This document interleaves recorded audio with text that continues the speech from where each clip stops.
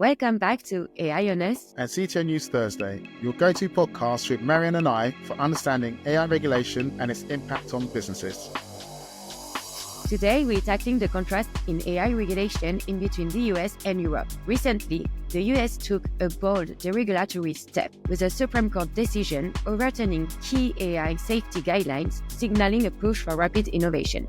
Meanwhile, Europe is set to enforce the EU AI Act since February 2nd, marking a major milestone in responsible AI governance. To dive deeper into these opposing approaches and their global impact within 10 minutes is quite a challenge. However, we're thrilled to welcome Elena Gurevich from New York. Elena, welcome to the show. Before starting with your perspective in these developments, could you share a bit about your journey and experience in the AI legal landscape? My name is Elena Gurevich. I'm a New York-based attorney with a background in intellectual property and a keen interest in AI and data protection. I provide legal advice and representation to clients in the field of IP and compliant and responsible AI integration into their business operations. What are the key differences in how businesses approach responsible AI in the US versus Europe? Well, Europe, as far as you both know, has the EU AI Act that as of February 2nd, the first obligations kick in, AI compliance and the high-risk AI systems are banned. And it's a very comprehensive piece of AI legislation that's going to be working across 27 nation states. The companies have to be very diligent when they are starting to integrate AI or even thinking about deploying AI systems in the European market. That goes for some of the US companies as well, because as you both know, the AI Act has the extraterritorial effect. If the output of the AI system based in the US is used within the EU, the AI Act still applies. So that's pretty much it for Europe.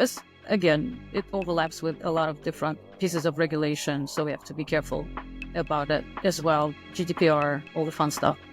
When it comes to the US, we don't have the luxury of the AI Act as far as AI systems and AI models are concerned. There's no federal legislation on AI at all. States have taken up matters into their own hands. Congress has been very silent on that. So the states have been pretty much driving the AI regulation landscape in the US, coming up with AI bills and passing AI bills left and right the past year with a very targeted approach. I would say each state is targeting their own specific areas of concern: election interference, voting, deepfakes, voice scams, stuff like that. So it's pretty much sector specific when it comes to the US.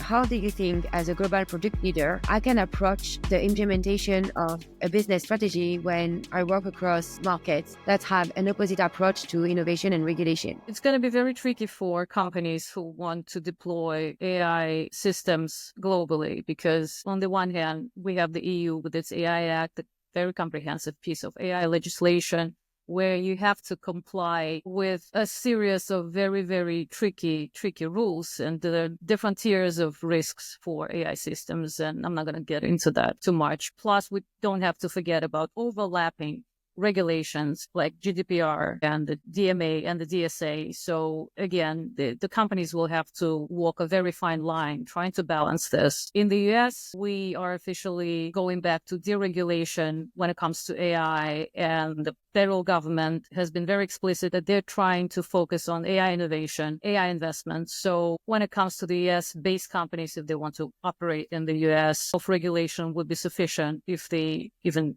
chose to go this road.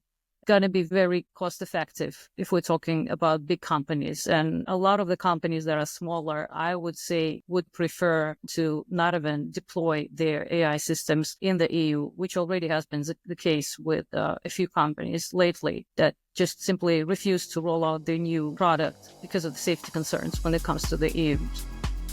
Then that leads to my next question, which is, can responsible AI foster innovation instead of stifling it? Do you have any examples of companies successfully achieving this balance? First that comes to mind is Anthropic's constitutional AI. The company came up with all those guardrails a while back, setting up pretty much the standard when it comes to LLMs, self-regulation, working with transparency and establishing trust. DeepMind's AlphaFold, I would say, is a good example when it comes to achieving this balance between innovation, transparency, and accountability. As far as getting on a more technical level, federated learning as a consequence of responsible AI and innovation comes to mind as well. Other privacy-preserving technologies that evolved and appeared due to those constraints. And a lot of companies are implementing that as well.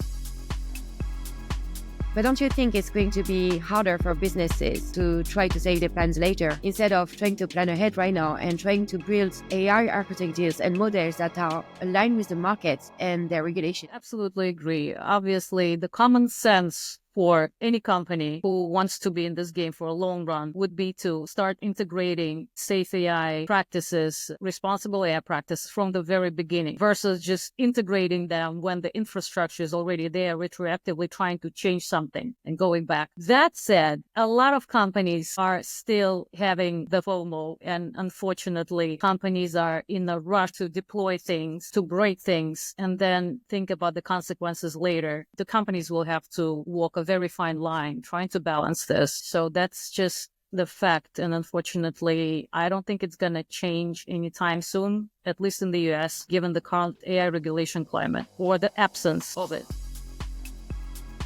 So can you share specific frameworks or policies that companies can adopt today globally? There are, as a matter of fact, a few of internationally acknowledged standards already today that AI developers and deployers can adhere to. They're voluntary and they serve as international guiding principle on AI and AI integration. Those are NIST AI Risk Management Framework from the United States, ISO 40201.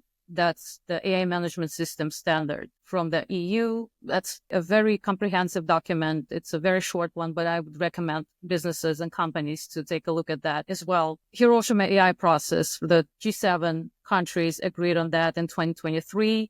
It lays out the principles for AI developers, again, voluntary, but it's pretty much instructive when it comes to safe and ethical AI deployment. So I would very much recommend everyone to take a look at those. And they're freely available, everyone except for ISO 42001. Everything else is pretty much online. We will put a link to the report in the description to the framework. So you've worked with many AI startups, and I think that's how basically our conversations also started on that topic. From your experience, what do you see as the primary factors holding them back from making the right responsible choices? It's obviously financial constraints, depending on the size of the company that's planning to integrate AI or has already started the process. AI compliance or compliance in general is a very costly thing to take into account for. So that factors in as well. Cultural implications, again, as we are discussing today, the EU AI regulation approach versus US AI regulation approach. So it's going to affect the decision makers. Again, on that, fear of losing competitiveness. Absolutely. There's great FOMO, as we all know currently right now. And considering how large sums of money are being poured into AI sector, companies just don't want to lose that opportunity. So pretty much safe AI integration is taking the backseat, I would say, unfortunately. But not all the companies are like that, but most of them.